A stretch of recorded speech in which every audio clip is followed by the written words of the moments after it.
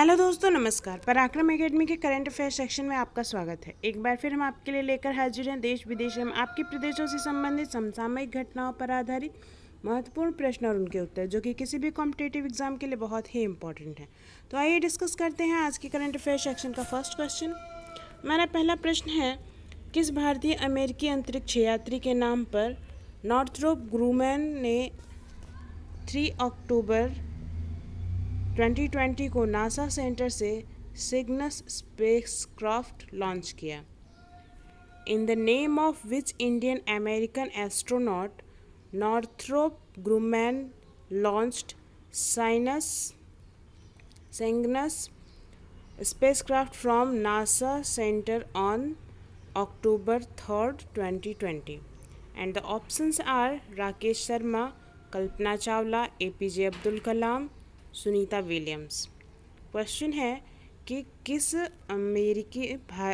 भारतीय अमेरिकी अंतरिक्ष यात्री के नाम पर नॉर्थरोप ग्रूमैन ने 3 अक्टूबर 2020 को नासा सेंटर से सिग्नस स्पेसक्राफ्ट लॉन्च किया? और इस क्वेश्चन का सही आंसर है कल्पना चावला। जी हाँ, कल्पना चावला के नाम पर अभी अभी नासा सेंटर से सिग्नस स्पेसक्राफ्ट लॉन्च किया गया है। कल्पना चावला भारतीय मूल की अमेरिकी वैज्ञानिक थी। आगे बढ़ते हैं अगले प्रश्न की तरफ। हमारा नेक्स्ट क्वेश्चन है, ICMR की रिसर्च की रिपोर्ट के अनुसार चीन और वियतनाम के बाद कैटक्यू वायरस का एंटीबॉडी इंडिया में मिला है, तो मनुष्य में इस वायरस का वाहक बताएं। According to the research report of ICMR, after China and Vietnam, now the antibody of CatQ virus has been found in India, then tell the carrier of the virus in humans. Question ये है कि अभी अभी ICMR की research report आई है। इसके अनुसार चीन और वियतनाम में जो कैटक्यू वायरस का एंटीबॉडी मिला है वो इंडिया में भी मिला है। तो आपको बताना है कि मनुष्य में इस वायरस का वाहक, मतलब मनुष्य में यह वायरस कैसे फैल रहा है। और ऑप्शंस हैं कैट एंड पिग यानी कि बिल्ली और सुअर, मॉस्क्यूटो एंड फ्लाई यानी कि मच्छर और मक्खी, मॉस्क्यूटो एंड पिग यानी मच्छर और सुअर, and last option is mosquito and dogs यानी मच्छर और कुत्ते। तो इस क्वेश्चन के लिए सही आंसर है मॉस्क्यूटो एंड पिग्स। मच्छरों और सुअरों के वजह से के फैलाने से ये जो वायरस है वो ट्रांसफ़र हो रहा है एक जगह से दूसरे ह्यूमंस में। ये मॉस्कीटो एंड पिग्स की वजह से स्प्रेड फैल रहा है। आइए बढ़ते हैं अगले प्रश्न की तरफ। हमारा नेक्स्ट क्वेश्चन है, नियमित अंतर्राष्ट्रीय उड़ानों को अब कब तक के लिए प्रतिबंधित कर दिया गया है? How long are regular international flights now banned? And the options are 30th October, 29th October, 28th October and 31st October. Question है, नियमित अंतर्राष्ट्रीय उड़ानों को अब कब तक के लिए प्रतिबंधित कर दिया गया है? यानी कि कोरोना वायरस की वजह से जो नियमित अंतर्राष्ट्रीय उड़ानें प्रतिबंधित थी उसको अब कब तक के लिए प्रतिबंधित कर दिया गया है? तो इस क्वेश्चन के लिए सही आंसर है 31 अक्टूबर। जी हाँ, जो भी अंतर्राष्ट्रीय उड़ानें थी, रेगुलर उड़ानें थी, उनको 31 अक्टूबर तक के लिए प्रतिबंधित कर दिया गया है। आइए बढ़ते हैं अगले प्रश्न की तरफ।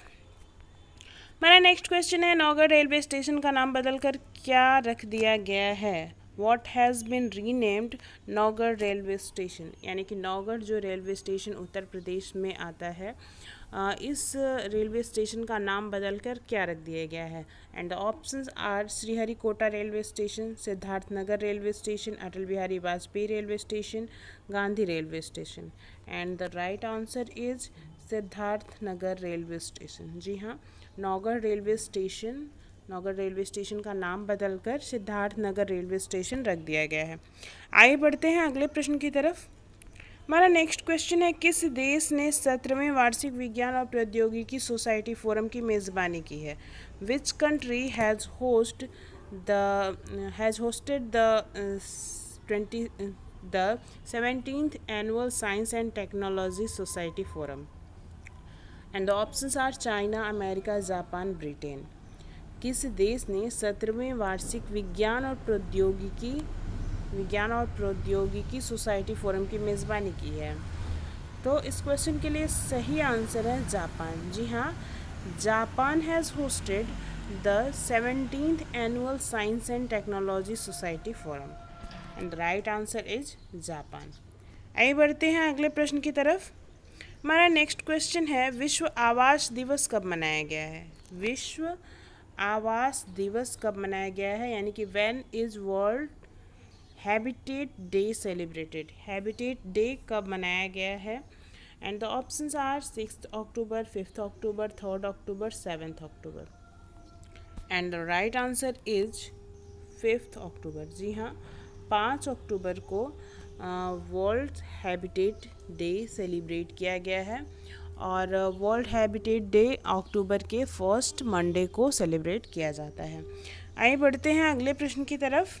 हमारा नेक्स्ट क्वेश्चन है, कौन सा हवाई अड्डा भारतीय विमानपत्तन प्राधिकरण का पहला 100% सौर ऊर्जा संचालित हवाई अड्डा बन गया है?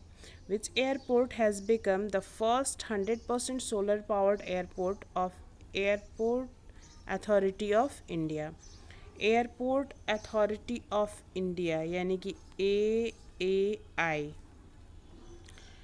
पूछा जा रहा है क्वेश्चन कि कौन सा हवाई अड्डा, कौन सा एयरपोर्ट जो है वो भारतीय विमानपत्तन प्राधिकरण यानी कि AAI airport authority of India का पहला 100% सोलर एनर्जी से संचालित हवाई अड्डा एयरपोर्ट बन गया है।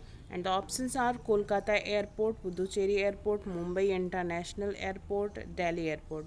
And the right answer is Puducherry airport. जी हाँ, पुदुचेरी एयरपोर्ट जो है वो एयरपोर्ट अथॉरिटी ऑफ इंडिया का पहला 100% सोलर एनर्जी से संचालित हवाई अड्डा बन गया है।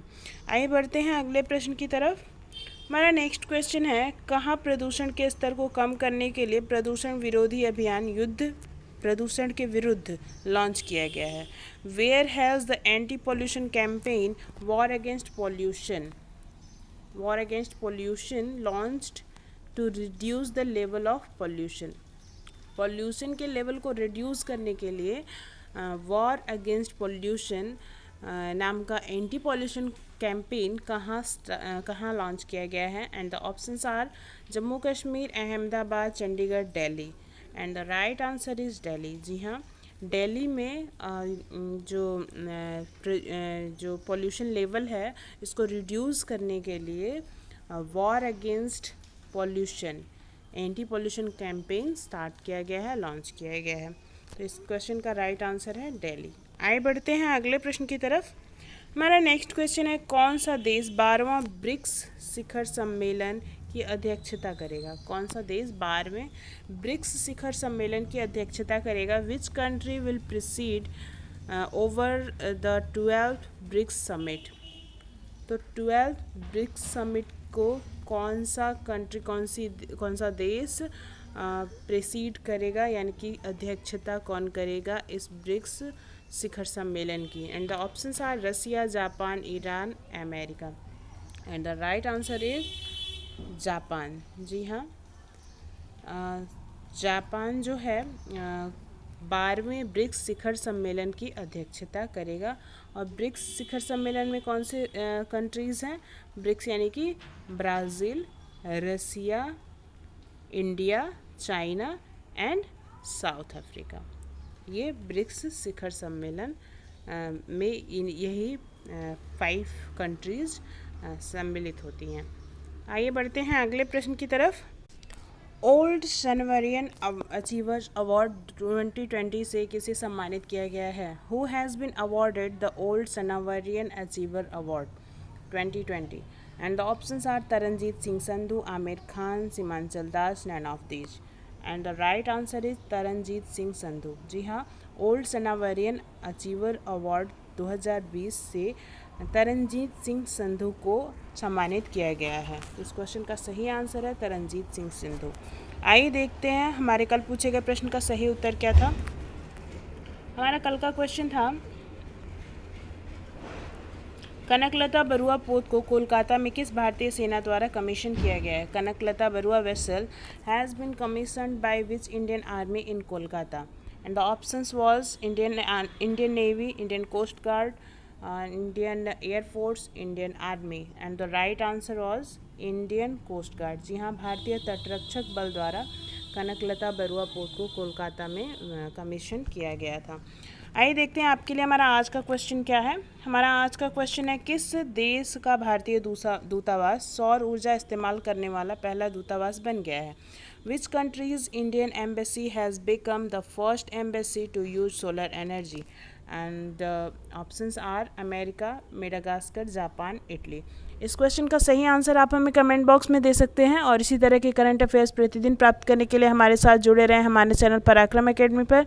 यदि अभी तक आपने हमारे चैनल को सब्सक्राइब नहीं किया या फिर आप इस चैनल पर नए हैं तो हमें सब्सक्राइब करें, लाइक करें, ज़्यादा से ज़्यादा स्टडी रिलेटेड ग्रुप्स के साथ शेयर करें और हाँ, अपने कीमती सुझाव हमें कमेंट बॉक्स में ज़रूर दें। धन्यवाद।